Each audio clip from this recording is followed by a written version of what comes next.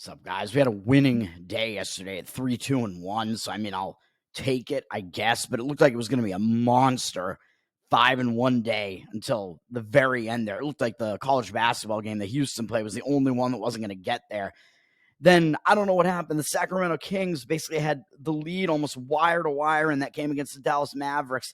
They were winning by, I think, at least 8 or 9 starting the fourth quarter, and late in the game they were winning by that much, almost winning by double digits. They might have had a double-digit lead at some points in the second half. I think they got outscored by 13 in the fourth quarter and lost. Absolutely brutal way to lose that game. That was absolutely the worst one. And then the under in the Cardinals-Dodgers game pushed for me. So hopefully if you took that one, you got the 9 and didn't have to settle for the 8.5 there.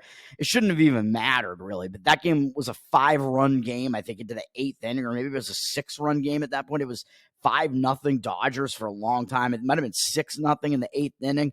When it gets to that point, you're like, yeah, I think this one's pretty much going to cash at this point. And then the Dodgers gave up 3 runs in the 8th inning. Just that's a brutal way to not win that total there, although at least for me it pushed.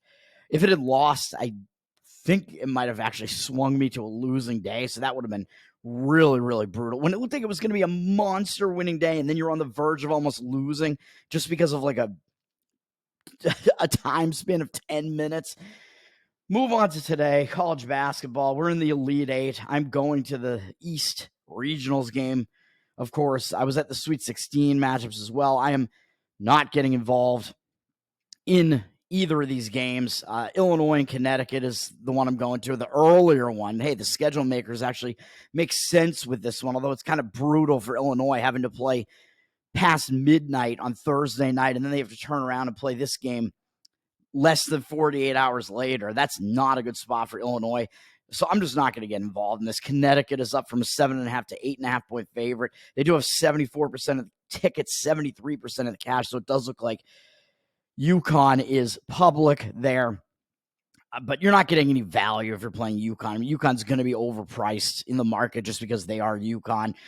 It's going to be an interesting game. Illinois plays a way faster tempo, so it's going to come down to which team is able to control the pace more, which is probably going to be Connecticut because it's easier to slow the pace down, especially if you're the better team and that's what you do and you're good at it. So Illinois is going to want to try to speed the game up. UConn is also actually really good in efficient offensive efficiency on KenPom. I think they've actually surpassed Illinois. These are actually KenPom's top 2 offensive efficiency teams, which is ridiculous because you don't really think about UConn in that way, really. Although I don't know how people think of UConn. I think of them as like a slow down defensive team, but their offensive efficiency is actually right at the top there. So they can score in an efficient manner as well as Illinois can. It's just their offensive style is completely different. So it is still a style collision there. So we'll see what happens there. The over looks like it's getting some play with 69% of the tickets, but 84% of the cash, although it's the total's down from 155.5 to 155. But I think if you're going to play this game, the better way to play it would be to play the over, even though you might think that UConn and the under would be correlated. But I'm just not even really thinking about the side. It's just because these teams both are so efficient offensively that it is at least very dangerous if you're trying to play the under in this one, even if you do think Connecticut is going to win and cover, which may be the case, but both of these teams could score. So the total seems like it's a little bit low to me for that reason. So I do kind of like the over in that one, but I'm not getting involved in that. Not getting involved in the West regional final either. Both of these teams off of upsets. Clemson eliminated my bracket, upsetting Arizona in the final minutes there, and Alabama in the final minutes able to get past and pull off an upset over North Carolina, despite Alabama having the worst defense left in the college basketball tournament at this point. Alabama's up from 2.5 to 3.5, going through the 3.5 with juice now, with 61% of the tickets, 63% of the cash. So it looks like they actually have the cash discrepancy, even though they are slightly public. The public, it makes sense that they're going to be on Alabama here. Alabama is kind of the bigger name team and more so in football. But I think the public also likes these high-scoring offenses, which is what Alabama is. But their defense is really not good. And Clemson's offense really isn't bad. Looking at KenPom's offensive efficiency ratings, they just look ugly because they slow the game down.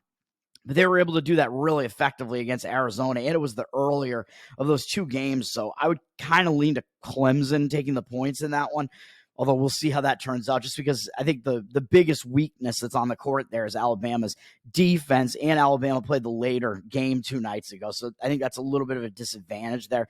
Not getting involved, though, and this looks like the over might be getting more of the cash discrepancy as well, even though the total has gone down in this one too, from 167 to 164.5. Over as 59% of tickets, 64% of the cash. I'm not sure I agree with the over on this one, though. I think if you like Clemson to cover, you probably would be expecting it to be lower scoring, so probably it would be correlated more to an under there. But if you like the under in that one, the total is kind of lost value. The number has dropped too much, I think, to take it. So that's the way I look at that. Going to the NBA, only 3 games today. I don't have any plays in the NBA today. You might say that the Hawks have to be in a letdown spot because they just beat the Celtics again in a furious comeback. I don't know what that was. I think the Celtics were way ahead in that game. I didn't see it because it was while I was at the March Madness games. I know people had the game on. I was in the club at the TD Garden and in the Garden Society, the Garden Society kid in the club there. They had the Boston Celtics game on the big screens there. And they were losing to the Hawks and I think blowing a really big game in that one.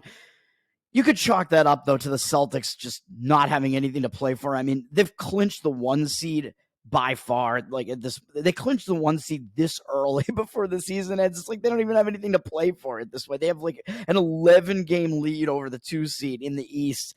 So the Celtics might be packing it in just a little bit. Although they should not want to do that, really. They should still want to like have some momentum going into the playoffs, because that would be bad if they just start resting guys for the remaining like 10 games or whatever. That would be stupid. So they shouldn't do that, but you could say that maybe they didn't have as much of a motivating factor as the Hawks did, but that was still a 17.5-point upset on the part of the Hawks, which is crazy. They pulled off 2 double-digit upsets over the Celtics. Hawks furiously trying to get one of those last play-in spots there in the playoffs, which I believe they are in one right now. Will they be in a letdown spot, or are they still going to have that motivation there? I don't know. Because my first glance would be I want to look to potentially take the Bucks here because the Hawks are in such a letdown spot. But the Bucks are down from 7-4, and they're public with 72% of tickets and only 56% of the cash. So the market read looks to be pretty strong on the Atlanta side there, but there's no way I'm going to be on Atlanta coming off that win over the Celtics like that. So that's just a stay away. The other games aren't really that interesting. The Celtics are also playing today and down to a 6-point favorite from 6.5 on the road at New Orleans. Celtics, like I said, don't really have anything remaining to play for. New Orleans does. They're still fighting for playoff seeding or whatever the case may be, something along those lines. So we will see how that turns out. We'll go to the NHL. I got a couple NHL sides here. In the NHL, both of these, I believe, are sandwich spots. The first one is going to be in the afternoon slate. I do have 2 afternoon slate games today, one in the hockey and one in baseball. Getting all over the baseball, man. I can't help myself with all these baseball plays. It feels like there are too many spots that I want to grab. Baseball, when it's a slate like yesterday in baseball, I usually don't have 3 plays in baseball, though it worked out fine, 2-0-1 in those. I just liked the spots in those, but it was a smaller baseball slate yesterday. When it's a full baseball slate, usually I think I'll have like 2 or 3 plays, which is what I have today. I believe I have 3, but yesterday it was just a situation where I just wanted to take all 3 of those, but usually on a shorter baseball slate, I'll only have like 1 or 2 plays. Maybe even if that, trying to be selective. Maybe I'm not quite as selective as the most selective. Handicappers, let's get to hockey. I'm going to take the Minnesota Wild in this one against Vegas, the Vegas Knights. You can get Minnesota at even money right now at plus 100. Vegas looks like they're up. So you probably don't have to get on this right now. You might be able to get a decent number still if you wait. I don't know. It might even go up a little bit. Vegas looks like they have the market read on them, even though they are very public as well. Minus 106 up to minus 118, 87% of the tickets, 95% of the cash on the Vegas Knights. So they do have the money.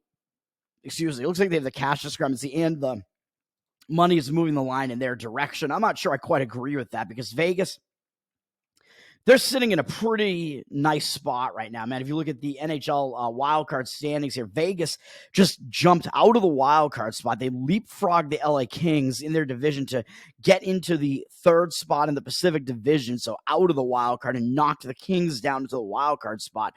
So I think Vegas is like sitting pretty comfortably right now, especially, and the Kings actually kind of are too, because the Kings actually still have a 5-point lead over the team that's the closest to getting the into the wild card, which is the St. Louis Blues. Vegas has a 6-point lead over the Blues with not that much left in the season. So Vegas, I think, is sitting pretty comfortably right now. And this could be a spot where maybe they let up a little bit and they're up against the Minnesota Wild team that I think is going to be motivated because they're not eliminated yet. They're sitting at 79 points. So they're not actually out of it, although it doesn't look good for them, obviously. They're 8 games out of the last wild card spot there. But I think Minnesota, they're going to have reason to show up. Plus, it's the Vegas Knights. It's the returning champs coming into their place. I think Minnesota is going to have reason to show up. And they're not a team that's like stopped playing. They haven't quit on the season. You can kind of tell based on their last couple of games. They have been playing okay hockey recently. It looks like they're just playing like they're playing like the way that they normally would during like the middle of the regular season or whatever. They had a road trip where they went 1-2 on the road trip, lost in a shootout against the Blues. That was a tough loss for them because they're battling for the wild card there. Then they beat Anaheim, which they should. And even though it was off a tough loss, they still beat Anaheim easily. Anaheim, not very good. A game that Minnesota should have won, but it was a bad spot, so you never really know. But they won it.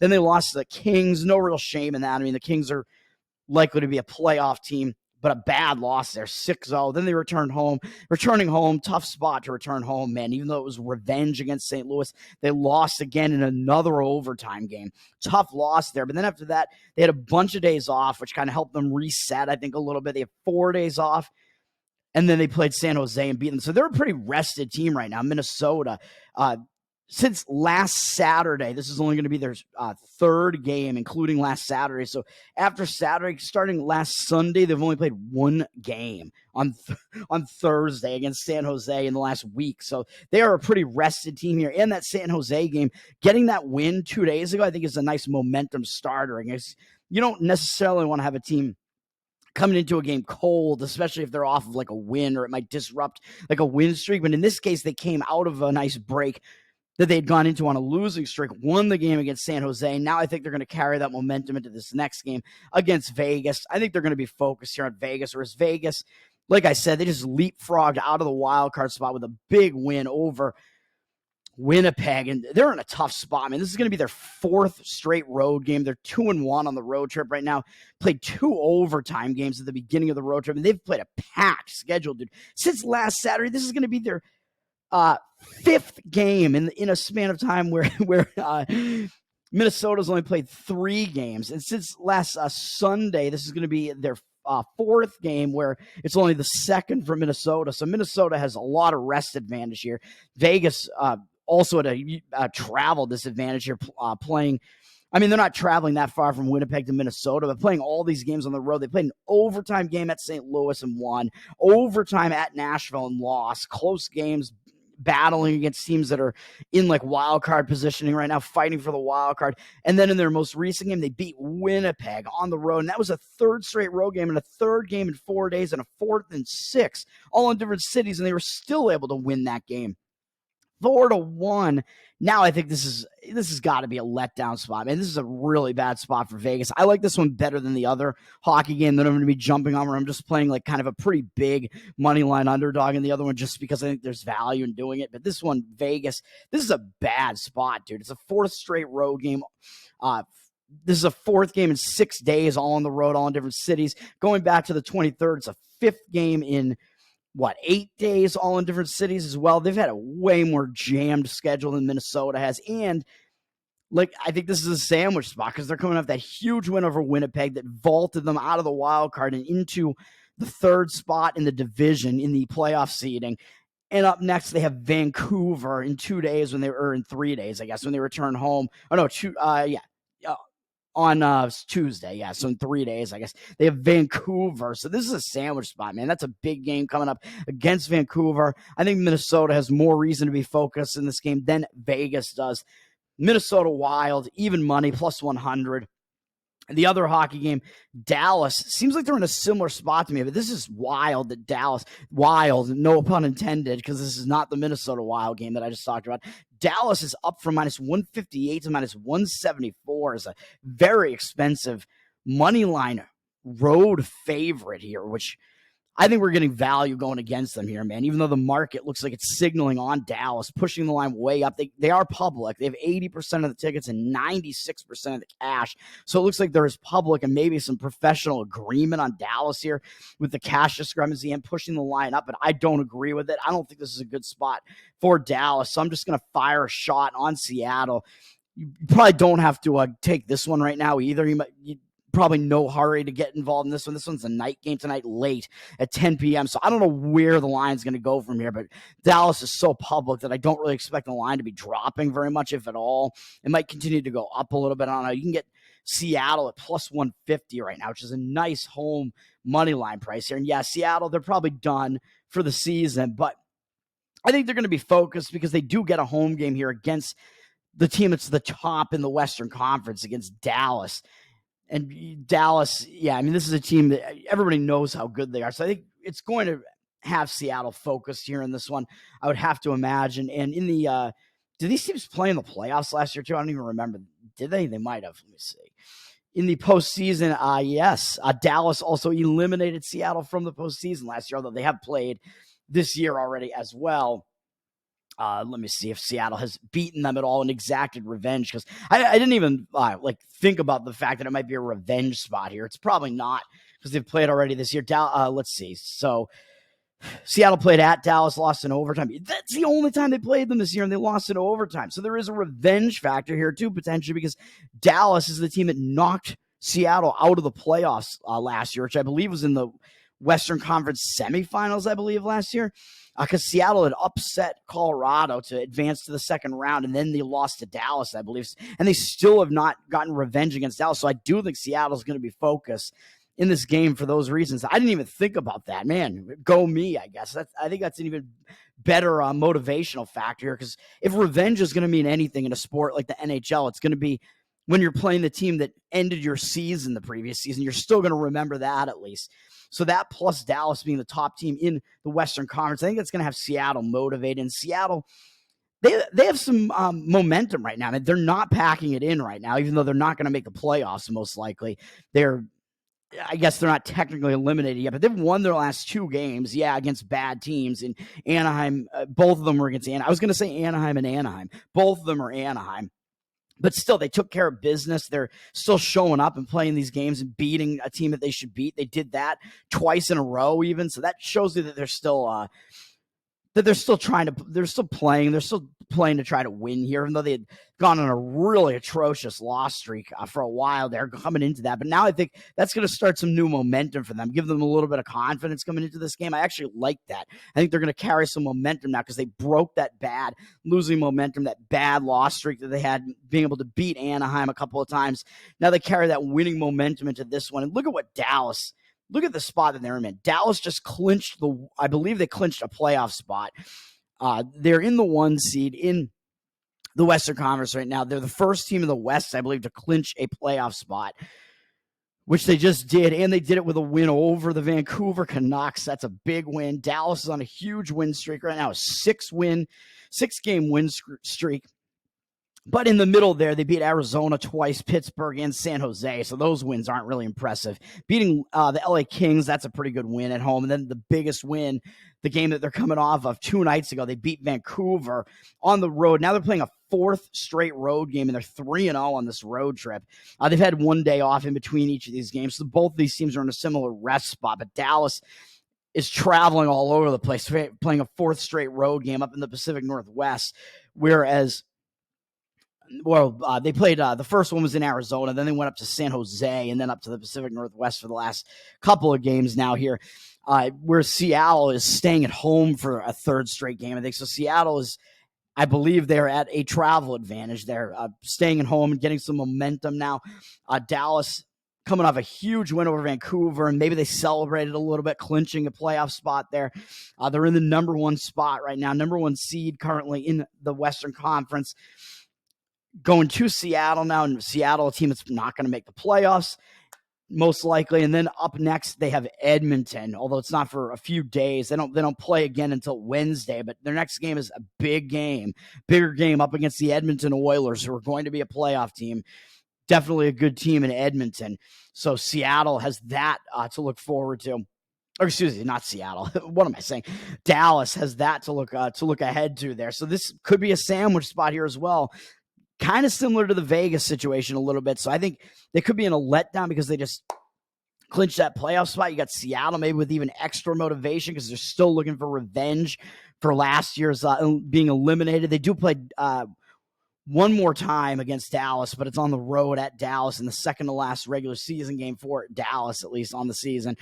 But Seattle, I think that's going to be a little bit of an extra motivating factor here, whereas Dallas might overlook Seattle a little bit. They're in the worst travel spot and rest spot here, I would say. Worst travel spot, at least for sure. And they have Edmonton up next, so it is a sandwich spot. So we're going to jump in on this big money line underdog, Seattle Kraken plus 150. And then going to baseball, we got a big baseball slate here, man. It's going to get a little crazy with the way that we're doing baseball here. The first one up, the afternoon game, I'm going to play first 5 innings on the Cleveland Indians. Let's see. This is a spot where I like the starting pitching matchup, but I'm going to take the bullpens out of the equation here because I don't think that the situation that Cleveland's bullpen is good enough to want to get in on this, but the market looks like it's against me. Cleveland minus 130 on the road. Of course, they're already 2-0 to start the season, playing this very hapless Oakland team, where I thought Oakland was in a decent spot to maybe take the opening game, but this pitching matchup really doesn't look good. So this bet is going to be all about the starting pitching matchup, and I don't like the bullpen situation. Don't like the market either, with Cleveland with 70% of the tickets on them, but 54% of the cash over on the other side on Oakland. But I think this starting pitching matchup very, very much favors Cleveland here. I don't like this for Oakland at all, really. The bullpen situation is really where I think Cleveland is at a disadvantage in this game, which is why I'm taking it out of the equation. With only a first 5 inning bet, you can get Cleveland at minus 122 or so on the first 5 inning bet, which is better. That's better than taking the money line on the full game. So you can get a cheaper price for them to just cover first 5 innings. Actually, it looks like it's gone up a little bit from there. So I was able to get minus 122 on this, though. Looking at the starting pitching matchup here, Oakland has J.P. Sears pitching, not the long redheaded dude who does all the YouTube videos or whatever. Awaken with J.P.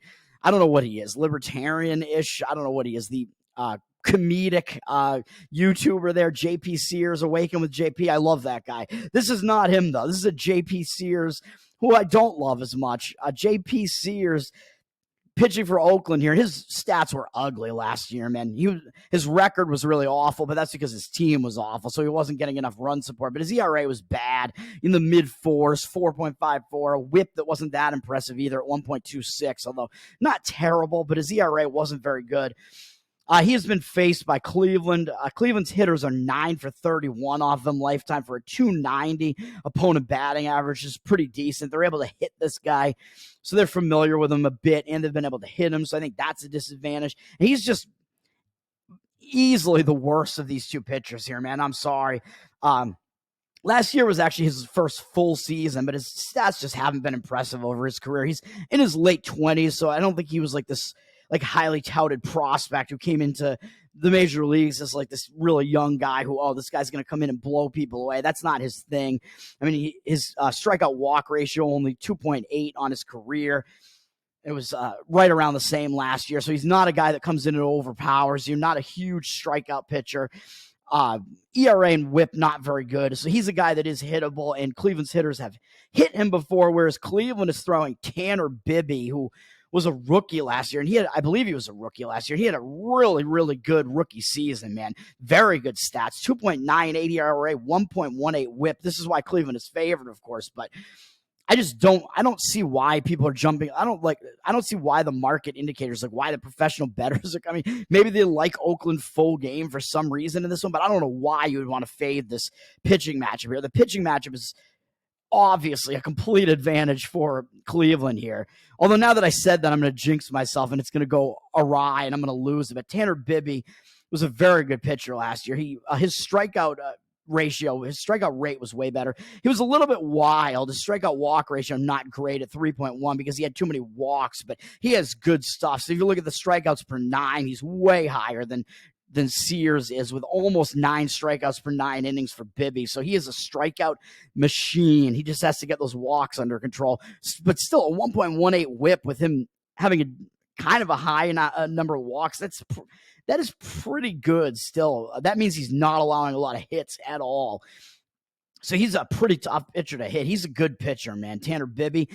And to top it all off, the reason why I'm going to be on this one, on the starting pitching matchup here, Tanner Bibby, Oakland, their hitters have never faced him before. So that's also an advantage to the pitcher, especially when it's a pitcher who has really good stuff like Bibby does, and Oakland's coming in never having seen him before. I think that's a disadvantage for Oakland, man.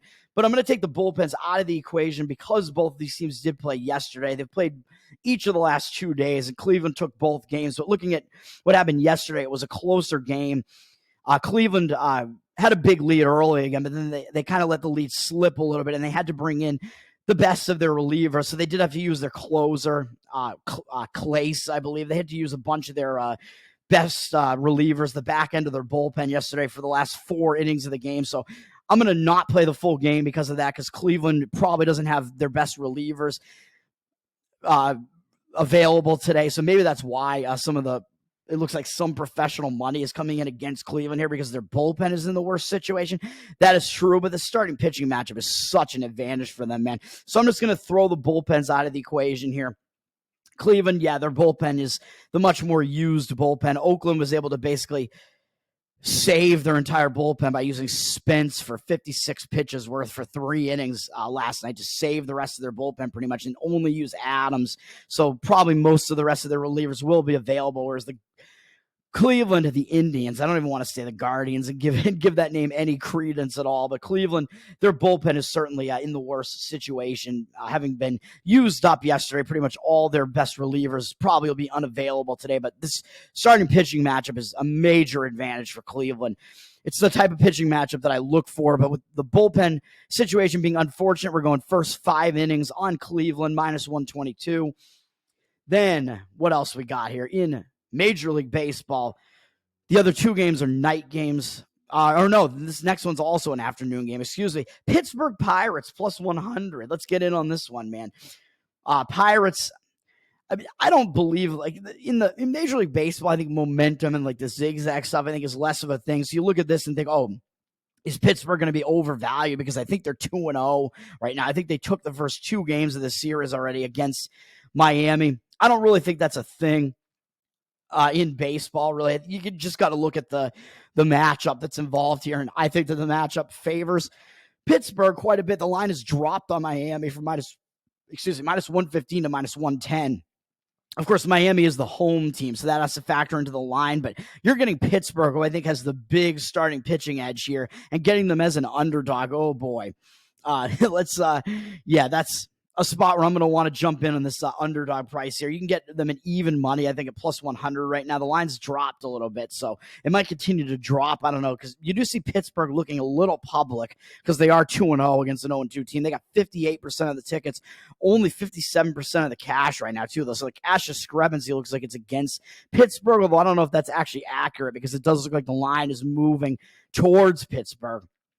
So it does look like there is some money coming in to drive the line down a tick on Miami. And I think I can tell you why, because I think this matchup is really, really bad for Miami. I would have to say the starting pitching matchup. Miami is pitching Ryan Weathers. And yes, he's a young guy, but his stats last year were really abysmal, man. A 6.55 ERA, 1.68 whip. That's not good, dude. Really bad stats on his career. He played kind of a full season back in 2021 and then had only 1 start in 2022. I don't know if it was an injury or what it was there, but he basically didn't even play in 2022. Then he came back and only played a partial season last year. All of that this was all for San Diego. Or no, excuse me, he was on San Diego, and then he actually pitched a little bit for Miami at the end of the season last year. But his stats were just bad, man. His stats have been bad over his entire career so far, and he had that weird couple-year gap in there. He is a young guy, so maybe he does have decent stuff, and he's going to start turning it around. I'm not really so sure about that, because his strikeout walk ratio is terrible, and his strikeout per innings pitched is terrible too. In his career, 118 strikeouts and 156 innings pitched. That's not a good strikeout rate. 63 walks. That is a way high walk rate too. Really, really bad numbers overall. 1.9 strikeout walk ratio. That's awful as well. His stats, there's just nothing to like about his stats at all, man. I'm sorry. And then he has been seen by Pittsburgh a little bit before to the tune of 7 for 18 off them. It's not a big sample size, but Pittsburgh has seen him. Their hitters have seen him. They're 7 for 18 off him lifetime with 2 home runs. That's a 389 opponent batting average and only 3 strikeouts against him and 2 walks against him as well. So they have knocked this guy around. He has just had it pretty bad. So I would not have any stock in this guy here. Now that I'm saying all this, of course, I'm going to jinx myself, but I mean, I have to be confident when I'm actually going to throw money on a game. So, you got to be confident in. So you got Ryan Weathers starting for Miami here. Already that's like, okay, who's Pittsburgh pitching here? Can we go against Ryan Weathers here? Because his numbers, that's just the type of guy you want to go against that guy, man. Oh, Pittsburgh has Jared Jones starting today. He's making his major league debut, which means he's never been seen before. In a major league debut, if it's a pitcher who is actually like a decent prospect who has like good numbers, you got to look at the scouting reports and see, especially like, does this guy have a good fastball? Like, does he have like peripheral? Like, does he have, I don't know if peripherals is the right word, but does he have stuff where he can actually like overpower hitters? Because that's really what you want to see when you're going to make a play on this. Because if so, that pitcher is going to have an advantage, having never been seen before. So there's like very little, like, there's probably going to be very little video on him, not that much scouting on him. Players just have not seen him before, haven't faced him before. Nobody in Miami's lineup has seen this guy before. Of course, he's making his major league debut, so nobody's ever faced him before in the majors. Maybe some of these guys have like come across him in the minors or something. But that's a huge advantage for a pitcher. Look at Jared Jones' scouting. He was a decently touted prospect, a decently high draft pick. He was a second-round draft pick. And according to the scouting reports, he's got 5 different pitches, which is also good. It means he can mix up speeds. It seems like he has a pretty decent curve, and his best pitch is actually apparently his fastball, and he throws in the mid-90s, upwards of 96, so that looks good to me. That's something you want to see, man. He can throw a pretty fast fastball. That means that he can come in and he can actually come in and has the ability to maybe overpower hitters at the major league level. So I like that, combined with the fact that these guys have never seen him before. Give it to me, man. Give me the Pittsburgh Pirates in this one to complete the sweep here. And looking yesterday, I mean, yes, the one thing that scares me a little bit is that Miami has looked so ugly and Pittsburgh has looked so good that I think that I worry that there isn't value. But look at the starting pitching matchup that I just talked about, man. You're getting Pittsburgh as an underdog. That does tell me that it looks like that is still a value play there. Pittsburgh with the advantage there. And Pittsburgh yesterday, they were able to pretty much save their bullpen too by using Fleming, who actually picked up a save because he pitched 3 innings. They used him for 58 pitches and kind of a long relief performance to finish the game. So they only used him and Ryan out of the bullpen yesterday. So their bullpen is in okay shape coming into this. So I don't mind playing a full game play on this too, because using Fleming for 3 innings, they were able to pretty much save their bullpen yesterday, even though Perez got knocked out fairly early in the game. Although I don't know why they took him out, really. Maybe he was just allowing too many base runners. He did allow a lot of base runners, but he only allowed 1 run. So I'm surprised they took him out. He was up to 86 pitches, though, but it seemed like maybe they could have left him in to at least be eligible for the win in that one. They didn't let him finish the 5th inning. They could have tried to let him finish that, but I guess you want to win the game, man, which they did. Puck or Puke for I think it might actually be pronounced Puke, which is even worse. That is awful. At least Puck is kind of a name that sounds all right. Wolfgang Puck, or whatever, Puck, like in hockey, or whatever that literary character is. But no, I think his name might actually be pronounced Puke, and his performance was vomit-inducing yesterday. I was on the over in this game yesterday. It almost didn't get there. It took a couple late runs to push it over, where the game looked like it was going over no problem. It was already at 5 runs in the 3rd inning. It was a 4-1 game in the 3rd inning. Like, yeah, this game's going to soar over. And then the bullpens came in and didn't allow almost anything, and it almost didn't go over, but it did. It hit 9, so it went over to the 8, so that was good. Puke had 6 walks yesterday and only 1 strikeout. Terrible performance from him. Allowed 4 runs in 2 innings, 6 walks in 2 innings, plus 3 hits. terrible performance from him, but the bullpen for Miami came in and did a little bit better. But they used more of their bullpen yesterday than Pittsburgh did. They had to take Puke out after 2 innings, so their bullpen had to pitch 7 innings worth. Their bullpen came in and threw almost 110 pitches or something like that. Although, yes, they did save a lot of their bullpen by using Hoeing for Puke and then Hoeing. Yeah, great names. By using Hoeing for 4 innings. So they were able to save a lot of their bullpen. Then they used Smith and Soriano. But Pittsburgh basically did the same using Fleming for 3 innings. So Pittsburgh really has most of their relievers probably available besides the 2 they used yesterday. Marlins bullpen, I think, is actually in a slightly worse situation than Pittsburgh's is. Used a bit more of it yesterday. Pittsburgh only used theirs for about 80-something pitches. But you don't want to look at just the amount of pitches that they threw either.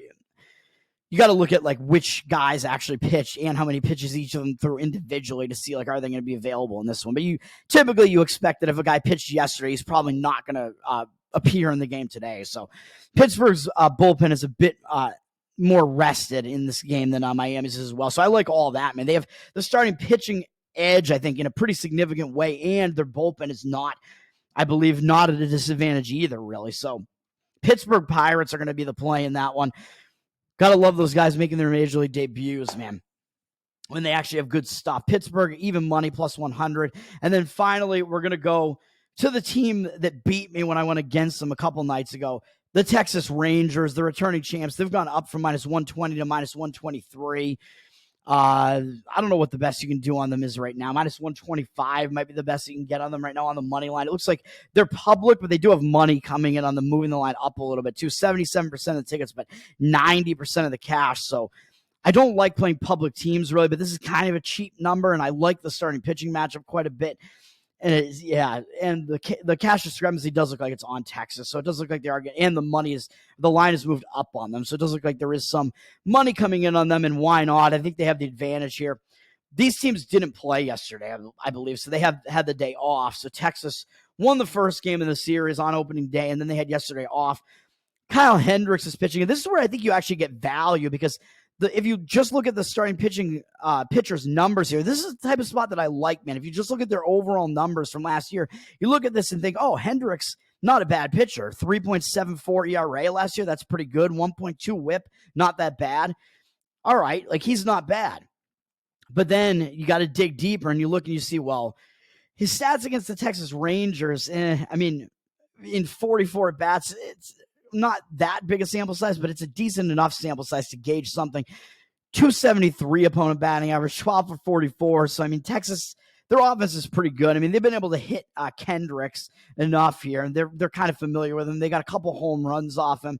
So they've done okay off him. A 273 opponent batting average is better than – so Texas has had some of the better hitting numbers against him, I would imagine, over some of the other players in the league. But also look at Hendricks. Like the year before last year, his numbers were significantly worse. The last 2 years, he's been with the Cubs his entire career, and he's been around for a while, man. He's 34, so he is approaching kind of the back end of his career. His stats were a lot better earlier in his career.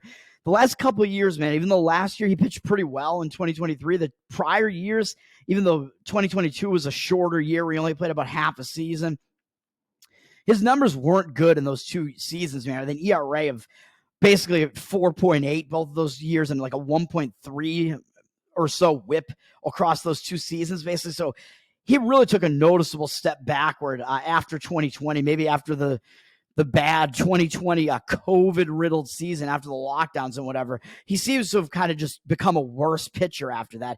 Even though last year maybe it was a bit of a return to form, but I don't know. Do you have a return to form when you're in your mid-30s? I'm not so sure. So I think he's a little bit questionable, but what puts this over the top for me, so I think maybe he's a little bit overvalued here because his stats last year looked pretty good. But where I think you get more value is looking at Cody Bradford, the starter for Texas, who is the younger guy and a lefty. And sometimes these major league hitters have more difficulty facing a lefty because there are fewer lefties out there. So they're not as used to facing a lefty. But look at Bradford's stats last year. I mean, his ERA looked bad last year, 5.3. But his whip wasn't that bad. His whip was 1.2, which is right around where Hendricks's was.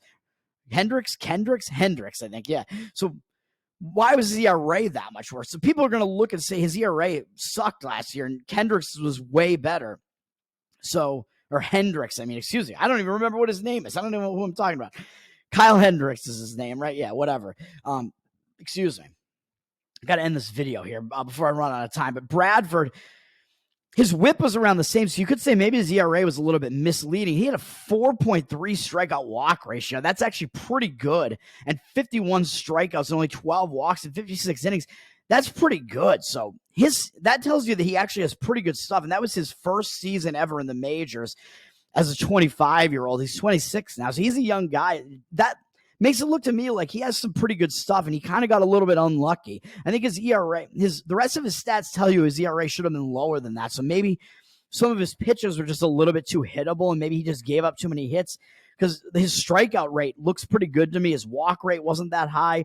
His whip was pretty good. Those stats all look good, and it indicate to me that his ERA should have been a lot lower than it was. So I think we're getting an edge here, man, with Bradford and the Chicago Cubs hitters.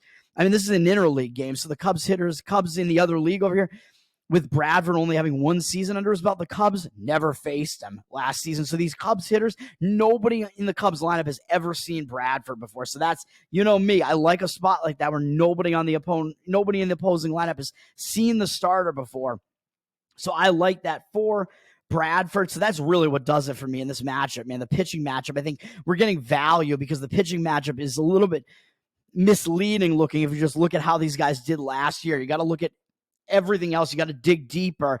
And I think when you dig deeper, that shows you there's actually value on the other side on Texas, and that Bradford may actually very well be the better of these two pitchers here. So that's where I'm going to be. I'm going to be on the Texas Rangers.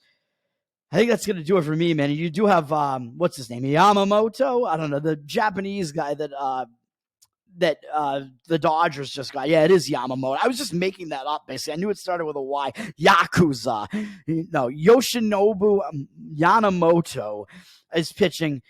And he's actually not making his major league debut. He's the new guy that LA brought over from the Japanese leagues, I think. And he actually already made his debut because I guess LA and San Diego played 2 games in Seoul, South Korea, and those counted as regular season games about like a week and a half ago or 2 weeks ago. That is kind of odd to me. I don't know why those count as regular season games. I don't know why my webcam's doing this, but I got to get out of here as well. Why the fuck is my webcam doing this, man? But I would not want to be on him, even though St. Louis has never seen him before. So that is an advantage to him. And Lance Lynn, not a very good pitcher, junk pitcher. I don't trust Lance Lynn at all. And the Dodgers have seen him plenty of times. He's older now. And I think the Dodgers have really good numbers off of Lynn, too, if I remember correctly. So it does look like there is an advantage to the Dodgers for a lot of reasons, but they're a heavy favorite, so I don't really want to get involved in it. And Yamamoto in his major league debut looked awful, dude. He gave up like 5 runs in an inning. He was just all over the place. So does that mean he was just nervous, and will he like have those nerves under his belt now and come out with a way better performance in this one? It's certainly possible, because obviously they got him over here because he is a good pitcher. And with St. Louis and these guys never having seen him before, that says that maybe he'll bounce back and put in a better performance here and throw a better game here. But I'm not going to get involved in that one, but just something to point out there. That's going to do it for me, man. So today, all my plays are not in basketball. Not a huge slate in basketball today. So in hockey, we got Minnesota Wild plus 100. Seattle taking a real flyer on the Seattle Kraken, plus 150 as a home big moneyline underdog. And then in baseball, Cleveland Indians minus 122. First 5 inning bet only. Don't want to have anything to do with their bullpen scenario, really. Pittsburgh Pirates plus 100 and Texas Rangers minus 123. That's going to do it for me, man. I'm Toad. Peace out.